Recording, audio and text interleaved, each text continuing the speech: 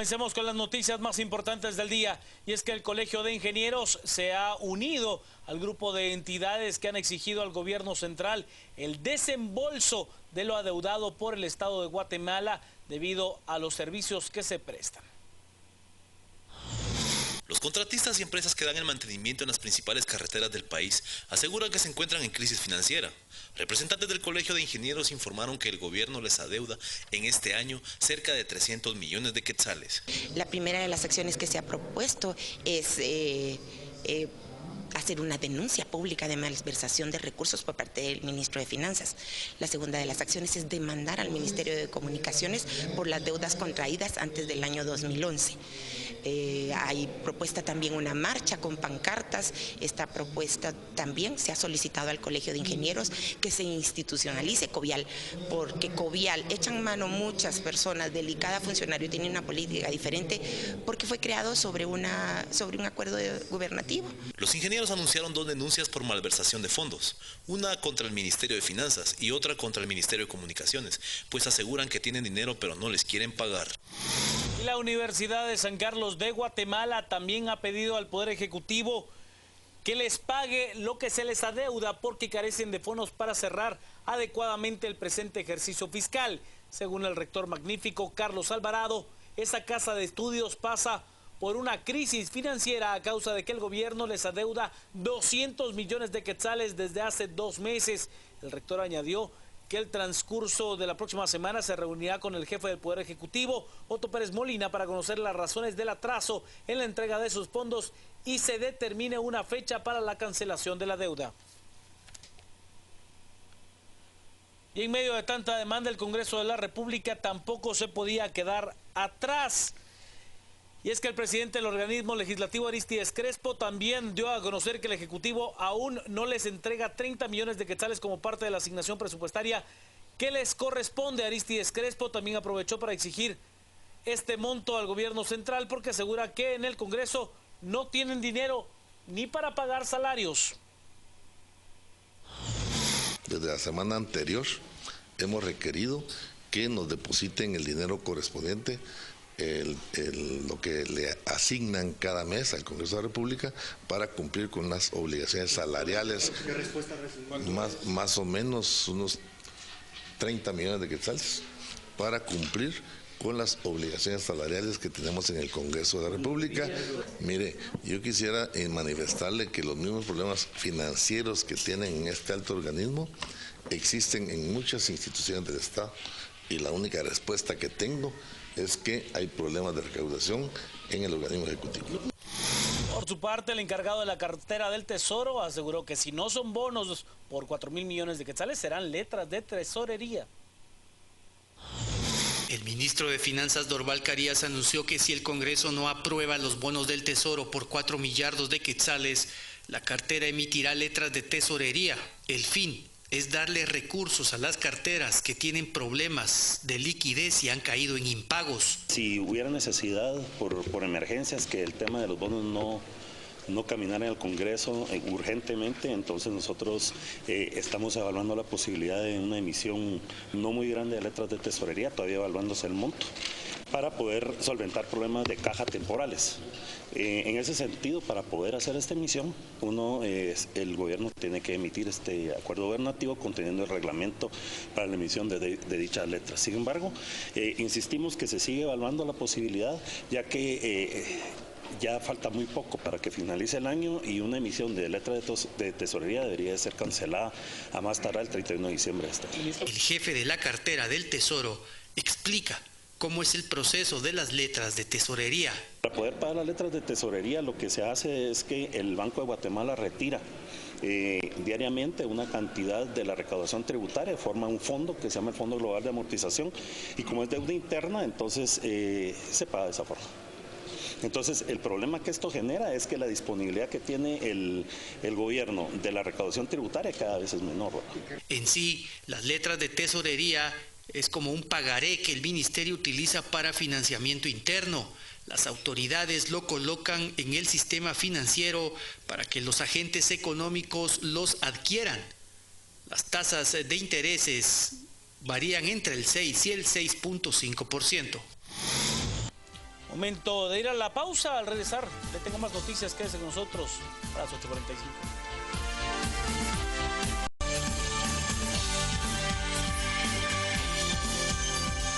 Con las noticias, he de contarle que mañana sí habrá sesión plenaria en el Congreso de la República.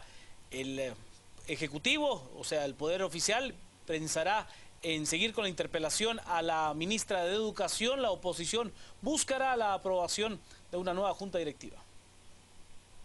El presidente del Congreso de la República anunció que luego de los disturbios generados la semana pasada, para este martes por la tarde se continuará con la sesión permanente del Pleno. Según él, esta será la continuación de la interpelación de la ministra de Educación, Cintia del Águila. Lo único que le puedo garantizar es que yo voy a estar.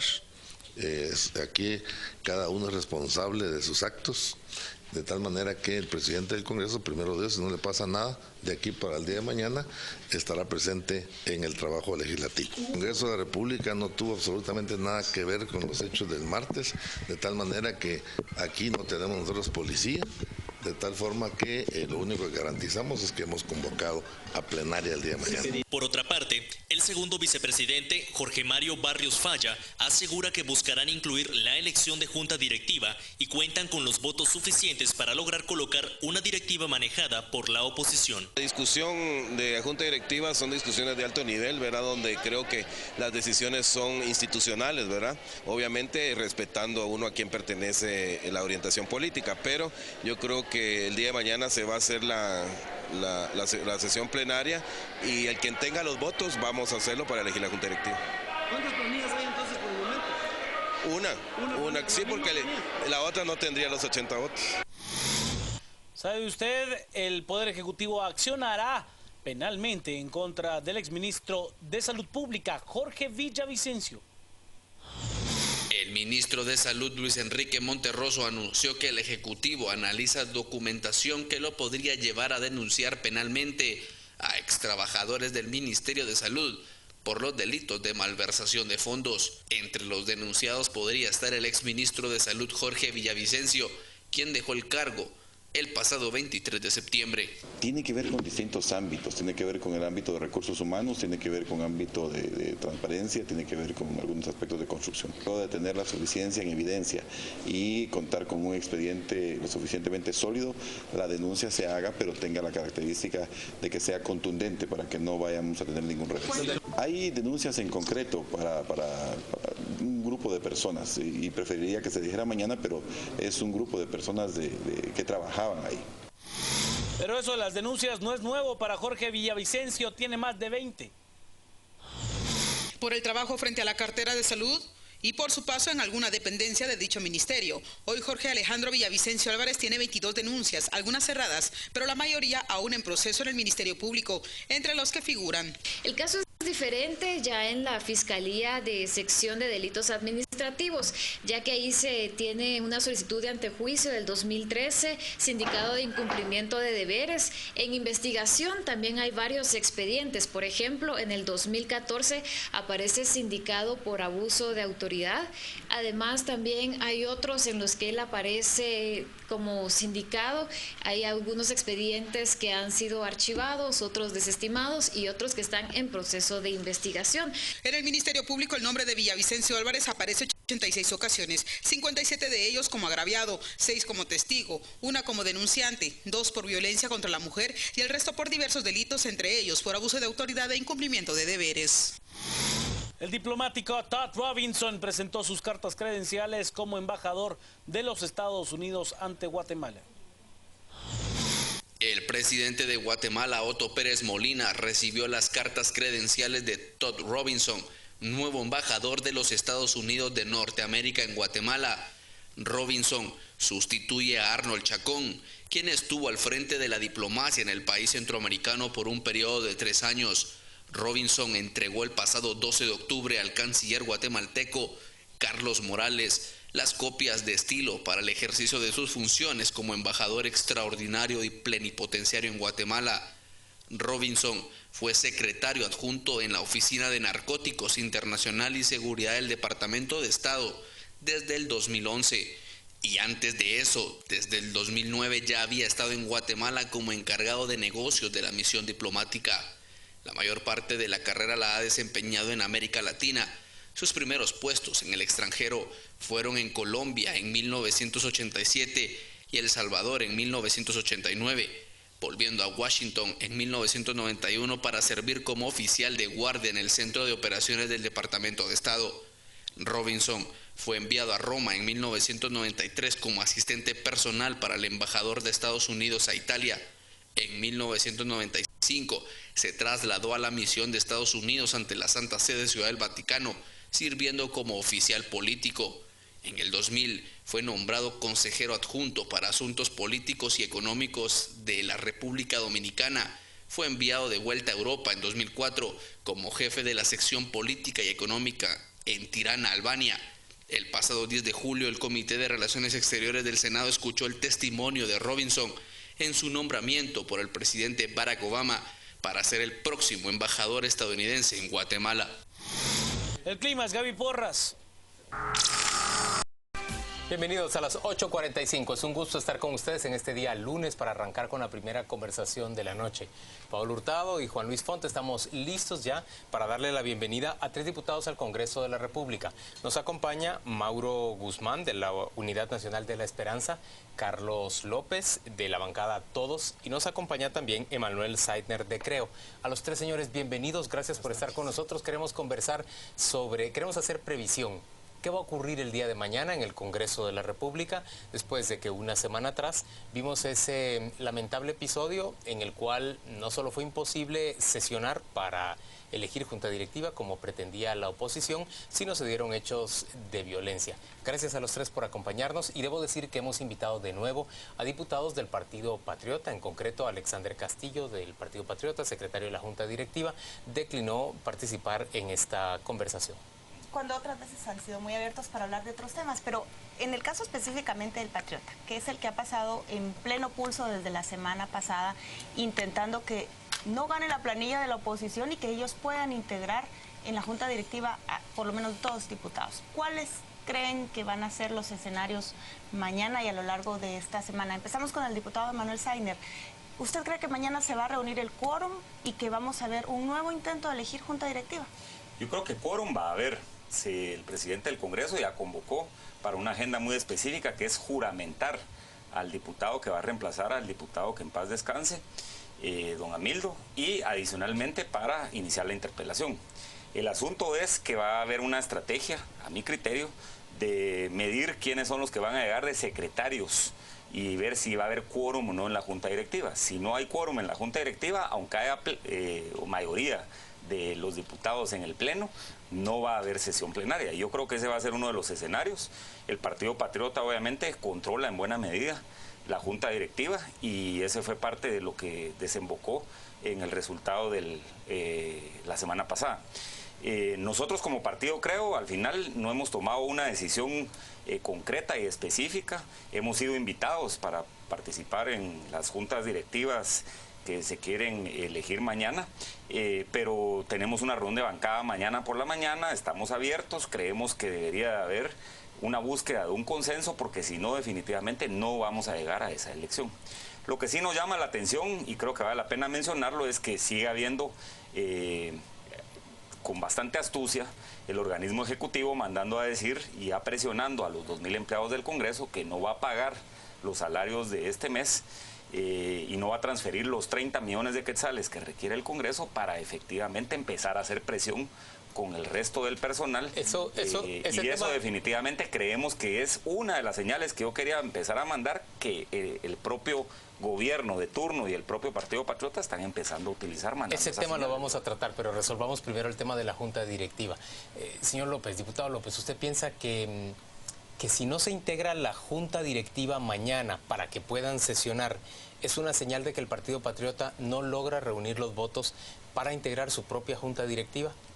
Lógicamente yo creo que el martes mismo se evidenció la debilidad misma en cuanto a tratar de aglutinar a otros bloques legislativos.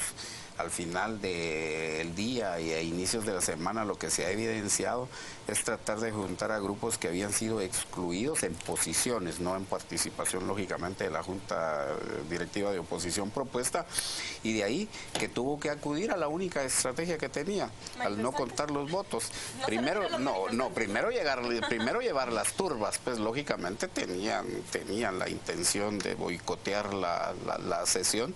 Al no lograrlo y ver que efectivamente se hizo la propuesta, se estaba en esa línea y los acuerdos eran permanentes, pues lógicamente trataron de desintegrar junta directiva. Primero las maniobras mismas del presidente. Para nosotros fue raro que alguien como Arístides Crespo pues tomara esas actitudes, cerrar una sesión 2 minutos antes de la hora que estaba programada, y luego cuando un vicepresidente y 2 secretarios pues habían reiniciado, regresa y la vuelve a suspender. Posteriormente a eso desintegran junta directiva, secuestran 2 secretarios con metodologías muy poco ortodoxas y lógicamente entonces sí ya de conformidad con la ley orgánica ya no se podía realizar la sesión. Para ustedes tienen ya mayoría para elegir junta directiva. La UNE no es probable que se vaya con el Partido Patriota e integre la planilla que quiere montar el Partido Patriota. No, nosotros estamos en un acuerdo. Con líder y con todos. Y con todos. Estamos esperando la decisión de Creo y también de los independientes, que creo que vamos a hacer un poco más de 90 votos, que creo que son suficientes. De hecho, sí lo son, para poder elegir la Junta Directiva. Pero no estamos pensando en otra actitud ni en otra posición, porque vemos la necesidad de que el Partido Patriota no esté en Junta Directiva para darle respiro al Estado de Guatemala, pero no solo es al Congreso, sino es al Estado, por la situación en que estamos viviendo y lo abrasivo que han sido en cooptar pues las organizaciones del Estado. Señor diputado, compárenos qué supondría la planilla que ustedes integrarían, donde está líder, todos, tal vez Creo, ustedes. Cuando comparamos con la Junta Directiva que presidió Gudy Rivera, el señor Pedro Moadi, ahora Arístides Crespo, ¿cuál es la ventaja, no solo para el Congreso, sino para el Estado guatemalteco del que usted me habla? Comenzando, vamos a ser escuchados, porque la presidencia del diputado Arístides ha sido una presidencia de oídos tapados, pues no nos está escuchando, no nos toma en cuenta, somos invisibles para él, y yo creo que no se puede seguir esta situación. Estamos hablando de bonos, él y el Partido Patriota tiene un discurso y toda la oposición pues no lo tiene, ¿verdad? Entonces no estamos llegando a acuerdo, y el ambiente no es un ambiente propicio para un Congreso que es de diálogo, de negociación y de ponernos en la mesa, pero hablar todos iguales. Aunque sea un diputado que esté representando, tiene el mismísimo derecho de que esté representando a una bancada de 40 o 50 diputados. Emanuel, adentro de Creo, ¿cuáles son los argumentos a favor de apoyar al Partido Patriota o a favor de apoyar a los opositores en Junta Directiva? Bueno, nosotros creo que como partido lo que prevalece es el que haya una Junta Directiva lo más multipartidaria posible. Tenemos que ser escuchados, como muy bien se mencionaba, y que tenemos que entrar, obviamente, a abordar temas de interés nacional. Se viene un año complicado porque justamente el hecho de que tal vez se consiga una junta directiva que solo se vaya y excluya a muchos partidos en un año de campaña va a significar que la campaña se va a jugar dentro del Congreso. Nosotros creemos que la campaña debe de jugarse fuera del Congreso y lograr mantener un ámbito colegiado lo más protegido posible para que efectivamente pues haya una mejor gobernabilidad. Lo que sí obviamente también es cierto, y Mauro lo mencionaba, es que el Partido Patriota y el gobierno de turno pues sí han reiteradamente utilizado todos los instrumentos para no dejar a la oposición ser escuchada en el Congreso de la República, pero adicionalmente utilizando todos los instrumentos a su favor en todas las instituciones del Estado. Pero no es y eso es parte con la que eligió comisión magistrados. Bueno, pero definitivamente lo que sí creemos es que debería de haber un juego más balanceado de poderes del Estado. El hecho de ya incluso llegar al extremo de decirle que no tiene recursos. Yo creo que el Congreso de la República nos debemos de poner ahorita, tenemos recursos ahorrados y no tenemos que estarle solicitando al organismo ejecutivo en este momento de coyuntura si de aquí a fin de mes va a pagar o no va a pagar los salarios.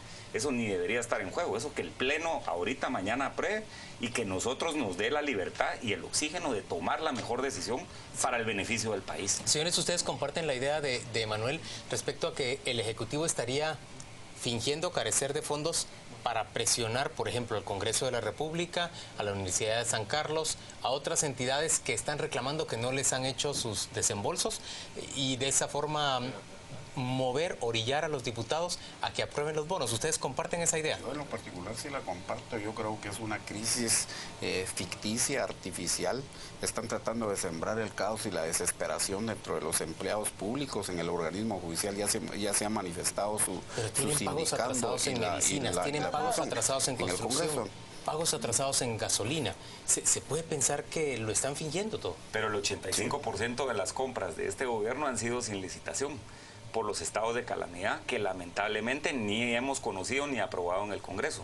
Los hemos conocido con anterioridad porque los leen, pero nadie los aprueba ni los imprueba. Y con ese paraguas de estados de calamidad por un terremoto en San Marcos han justificado 85% de las compras sin licitación. Entonces quiere decir que cuando se compran insumos, que es donde está el negocio, sí, obviamente, definitivamente los recursos han estado disponibles. Pero ninguno también en el Ejecutivo está hablando de apretarse el cincho. Si fuera real, nadie podría decir, mire, lo que tenemos que hacer es ahorrar y demostrar claramente que seguimos una política de austeridad y no lo están haciendo. ¿El Congreso puede echar mano de sus recursos ahorrados, de sus ahorros? El Congreso puede hacer, ¿sí? El Pleno puede hacer lo que disponga. Toda vez que que se convoque a sesión y se integre sesión. Y para integrarnos, ojo, para integrarnos como Congreso, mientras no asuma el nuevo diputado, no está integrado el Pleno. Claro. Ese sí es un tema fundamental que hay que entenderlo. Si no ven muy claro el panorama para la elección de Junta, ¿cómo lo ven para la aprobación de bonos y aprobación de préstamo? Yo diría que está más lejos todavía. ¿Y esa amalgama ahora de partidos qué tanto puede perdurar hasta la elección de...? No, yo creo que ahorita lo que estamos viendo es una coyuntura, es Junta Directiva y luego entraríamos a platicar lo que venga. Emanuel, el ministro de Finanzas habló hoy de la posibilidad de emitir letras de tesorería si no se aprueban los bonos.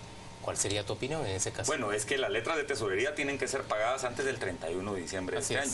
Entonces lo que van a hacer es orillar a que ahorita estoy seguro que va a estar recibiendo instrucciones el ministro de Finanzas de que acuda a emitir letras de tesorería que son mucho más caras y onerosas para el Estado.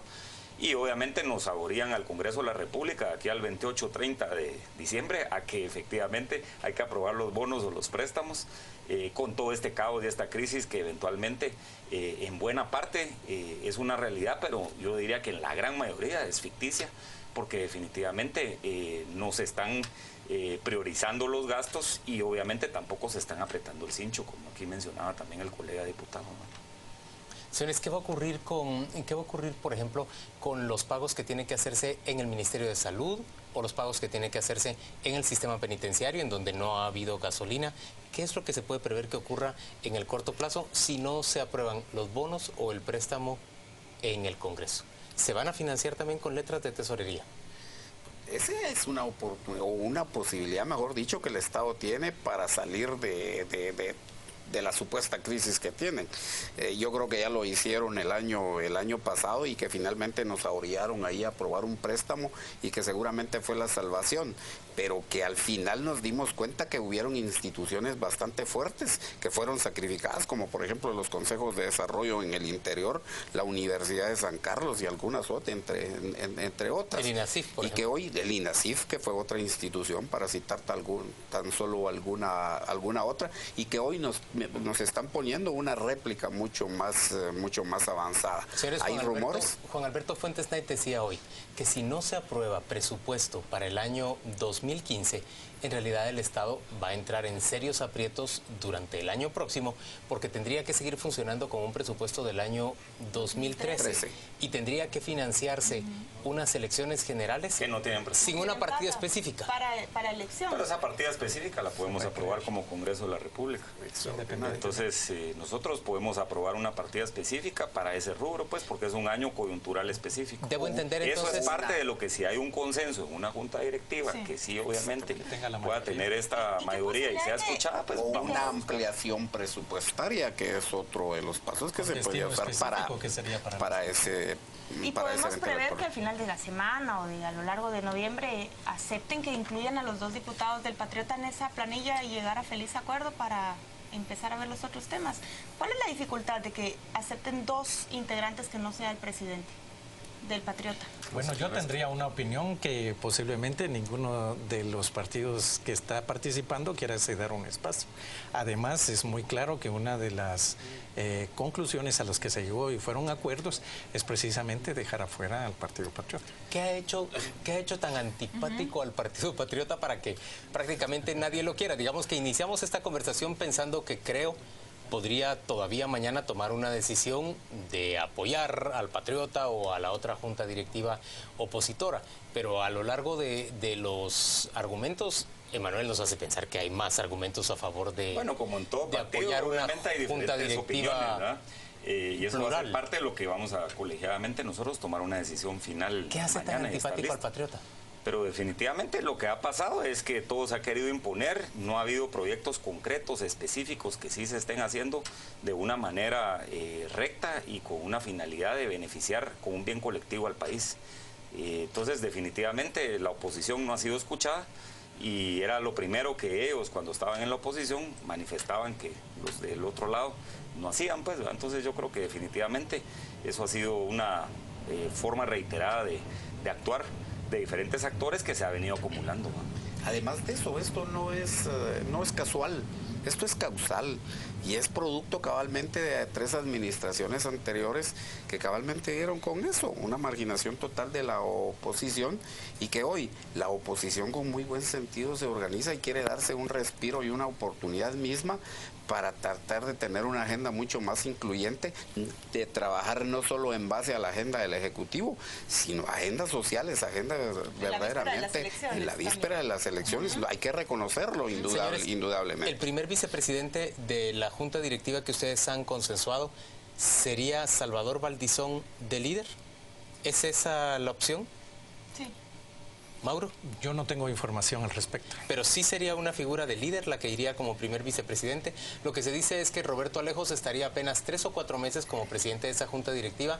Pronto se separaría para ir a hacer su campaña presidencial y dejaría entonces a una figura de líder presidiendo el Congreso. Eso se ha previsto. Casi por alusión partidaria. Yo sí quiero ser muy claro ante la audiencia.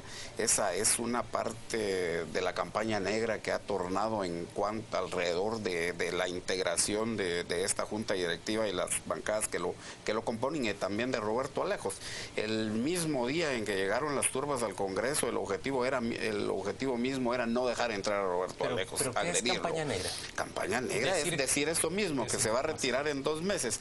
¿Qué objeto tiene? ¿Qué objeto? Para la primera vicepresidenta? No, es que Juan Luis dice de que Roberto se estaría renunciando nuevamente en 2 meses. Yo ahí sí quiero ser categórico. La posición partidaria es no estaría renunciando. Ya hay ejemplos en La Nación. Roxana Valdetti nunca renunció. Permanecer todo el año como presidente del Congreso. Como regrese. Entonces es decir que su proyecto político sería el sacrificado, porque de alguna manera le restaría tiempo, pero el compromiso es lógicamente cumplir con un mandato que le están otorgando bancadas amigas, pero sobre todas las cosas darse la oportunidad de rescatar el Congreso de la República en base a una experiencia adquirida durante 3 administraciones. Pero sí sería el primer vicepresidente alguien del partido líder. No se ha tenido la integración definitiva, es decir, lo que se pretende es de que sean 3 integrantes del líder, 2 de de UNE, dos de todos, uno de los independientes y uno que le correspondía, creo. Esa era la integración partidaria, pero no han surgido los nombres definitivos. ¿Sería crucial o sería relevante que el líder terminara presidiendo el Congreso en el año electoral? Emanuel. Bueno, sí, definitivamente es una posición de contrapeso dentro de lo que estamos hablando y que puede ser utilizada en un sentido o en otro. Yo por eso insisto en que debería de haber un esfuerzo multipartidario porque hay temas relevantes. Le voy a poner un ejemplo. 2015 es el año que ante la OMC se vence el tema de los incentivos de atracción de inversiones, se vence el plan de incentivos forestales. O sea, solo dentro de la agenda económica hay dos grandes temas que, a pesar de ser un año electoral, nos tenemos en el cogote y vamos a tener que tomar una decisión de país. En El Salvador, en ese momento, tomaron la decisión de aprobar una legislación con unanimidad y solo 2 diputados que estaban ausentes no votaron. De ahí los 80. Consiguieron el 98% de los diputados a favor de una legislación que era importante de país. Esa es parte de la búsqueda de esos consensos que vamos a tener que buscar. Entre esos consensos entra la elección de la Comisión de Finanzas. Por supuesto, la Comisión de Finanzas se vuelve clave porque, acuérdense ustedes, que una vez queda electo un candidato presidencial, la Comisión de Finanzas de este próximo año es la que decide el presupuesto del primer año del siguiente gobierno. Mauro, ¿y esa la ha pedido el líder ya? ¿La Comisión de Finanzas? Mire, yo los acuerdos realmente no los conozco. Los apoya, pero no los conoce. No, lo que sucede es que es cabalmente a donde hemos llegado, que solo son las cantidades de la distribución de junta directiva. Yo lo que sí le puedo decir es que cuando ya se acercaba y había una posibilidad de elegir la junta directiva, en un momento dado los jefes de bloque se juntaron y dijeron, bueno, si sigue así, vamos a decir quiénes son los postulados, los integrantes. Y hasta ahí llegamos, pues, o sea, ni siquiera sé quiénes son los... presentar la moción misma. Exactamente. Para ser aprobado porque no se nos dejó. Señores, gracias a los tres por acompañarnos. Mucha suerte mañana en una jornada que aparentemente no va a ser tranquila en el Congreso de la República. Tal vez demasiado tranquila y se regresan rapidito. Y que además se avisora. Por lo menos inquietante va a ser. Y que además se avisora la presencia de manifestantes. Tenemos información extraoficial que efectivamente desde horas de la mañana van a estar llegando pobladores para evitar las entradas. La sanción legal a los trabajadores de la alcaldía de Misco va en curso, pero la sanción moral hay que realmente hacerla. Es un director de una alcaldía y realmente eso es inadmisible en cualquier alcaldía de todo el país, pues. Pero que siga cualquier sistema director político es inadmisible que haya violencia en contra de un representante. Sanción legal y sanción moral, ese es mi punto. La sanción moral es que él debe ser destituido. Y apelamos la buena conducta del PP para que entienda que no tiene los votos y que nos debe dejar proceder porque así lo marca la ley y somos la mayoría. Gracias por acompañarnos a las 8:45. Vamos a la pausa comercial, volvemos dentro de muy poco.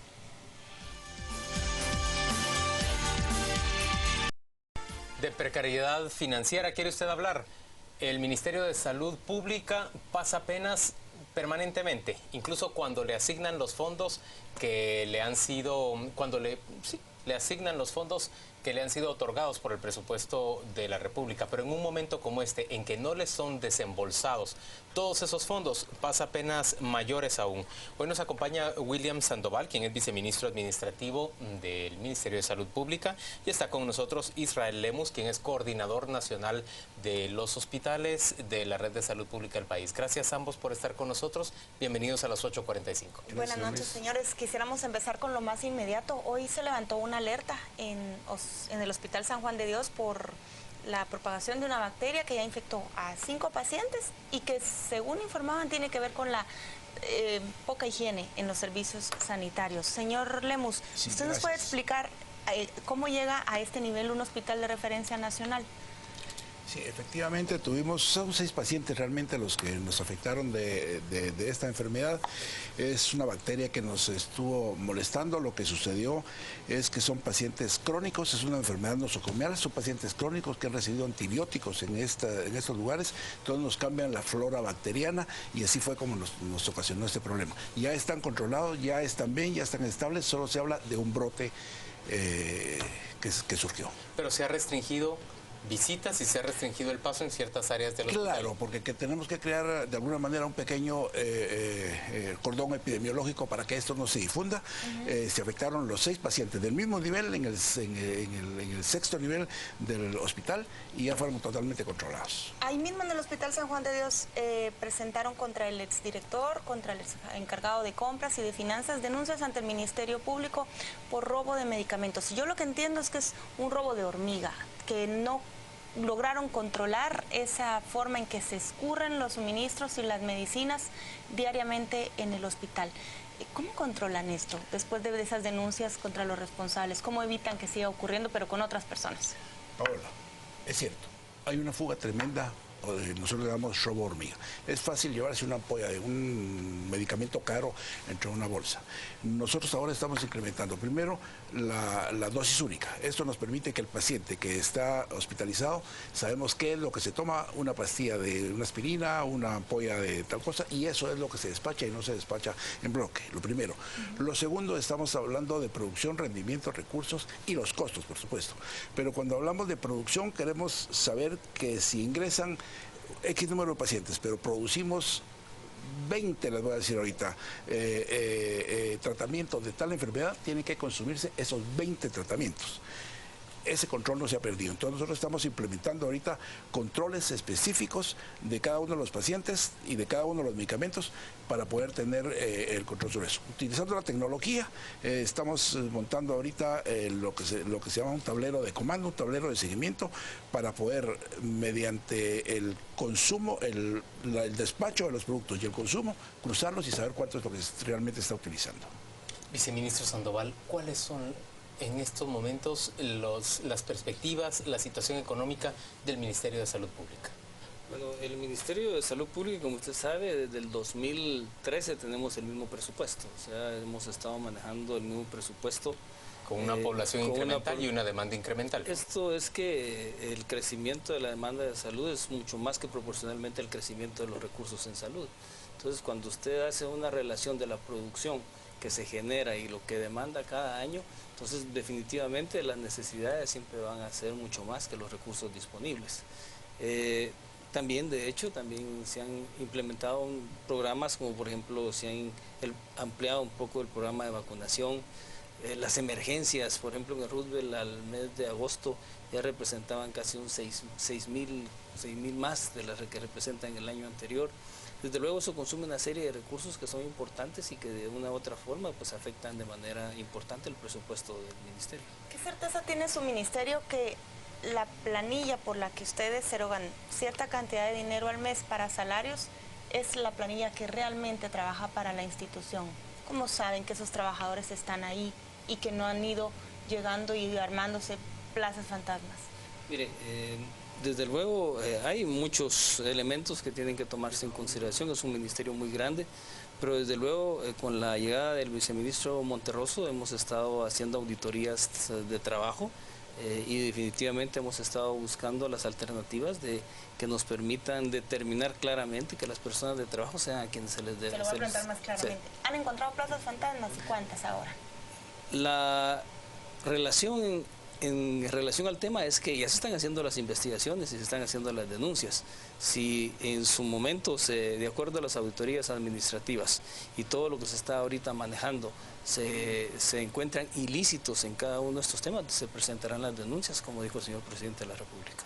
Pero todavía no se ha establecido concretamente. Se están haciendo todas las investigaciones, se están haciendo todos los procesos. ¿Cuándo se espera una conclusión? Nosotros estamos trabajando desde que llegó el viceministro Monterroso en la determinación exacta de cuáles son las acciones y cómo en alguna medida pudieron haberse violentado algunos procesos que pudieron determinar y desencadenar en este tipo de situaciones. Cuando se habla de plazas fantasma y de robo de hormiga y controles y auditorías, al final uno como ciudadano piensa, bueno, por estar controlando donde se fugan los recursos, ¿en qué momento se van a dedicar a lo que realmente les compete? Y es mejorar los servicios de acceso a la salud, estar pensando en ampliar la infraestructura de hospitales. En este gobierno específicamente no se construyeron grandes proyectos en salud. Hay una promesa incumplida de varias administraciones de gobierno de un hospital en Villanueva y no se ve.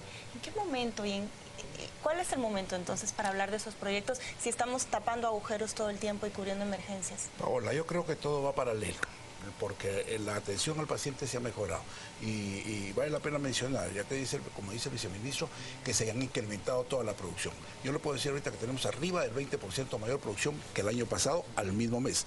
Las mediciones de septiembre. Producción es pacientes, más consultas, más egresos, más operaciones, más partos atendidos. La demanda ha aumentado porque la gente busca más los hospitales por la situación económica que está pasando. Cuando le digo que es paralelo es porque paralelamente la gente que encarga de eso está buscando la parte de denuncias, de plazas fantasma, de todo lo que sí existe, hay que pagarlos, etcétera. Yo le puedo decir ahorita que en los hospitales que nosotros tenemos, el ministro nos ordenó traernos todas las plantillas una por una y estamos juzgando a uno por uno a las personas. Eso no significa que dejemos de atender a los pacientes, al contrario. ¿Cómo así las plantillas? Perdón, hay una planilla de esos y juzgamos al grupo de médicos, al grupo de auxiliares, al grupo de enfermeras y al grupo administrativo. Para entregarles uno a uno su cheque. No es para pagarlo, es para ver que está y revisar sus funciones, porque a veces hay duplicidad de funciones, a veces hay más gente para una misma función que en otra. Entonces estamos normatizando eso, estamos normalizando eso y queremos que la gente sea bien atendida para nosotros. Primero, nuestro personal es principal, es básico, es necesario. Y después nuestro paciente es el objetivo de todos ellos y hacia eso vamos. Y vale la pena que les mencione una cosa. Encontramos una red hospitalaria, y le hablo de los hospitales, mal. Y el señor ministro Monterroso nos pidió 5 cosas. Revisar toda la plantilla ustedes saben que hay mucha gente que no se había pagado a pesar de haber pagado el contrato. A estas alturas, con el tiempo que lleva, ya se les pagó hasta julio y algunos hasta octubre. ¿Qué sucede? Encontramos gente que prácticamente en todo el año no había ganado nada.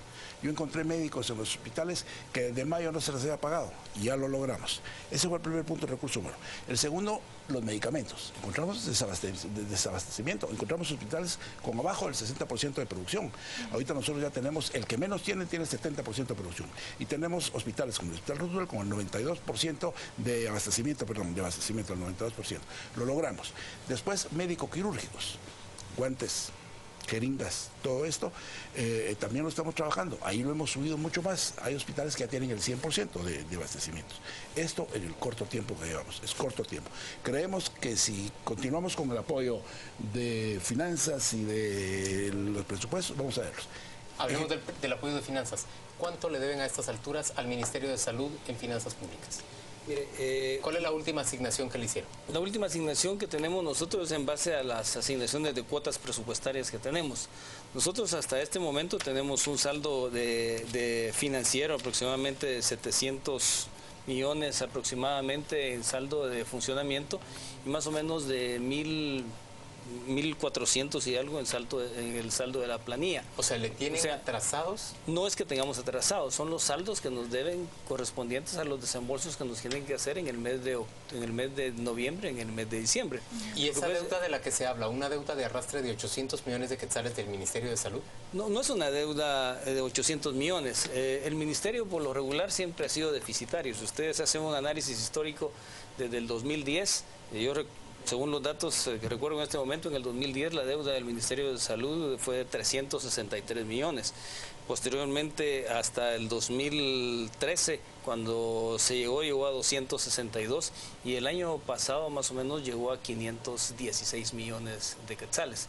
Esto es porque en alguna medida se necesita un abastecimiento que genere las proyecciones del primer trimestre de atención. Y por otro lado también se incrementaron algunas acciones específicas, ¿verdad? Por ejemplo, la implementación de los micronutrientes, la alimentación complementaria que están dentro del plan Hambre Cero y la ampliación del programa de inmunizaciones.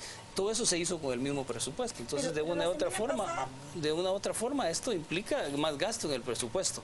Sin embargo, desde luego, tenemos también que revisar toda una serie de procesos que nos vayan garantizando una mejor calidad del gasto hasta este momento. La semana pasada tuvieron una protesta porque tienen atrasados los pagos los de las ONG, de que prestan servicios básicos, primarios. ¿Por qué no se les paga? ¿Dónde está esa partida que no alcanzó para pagarles? ¿Cómo se explica?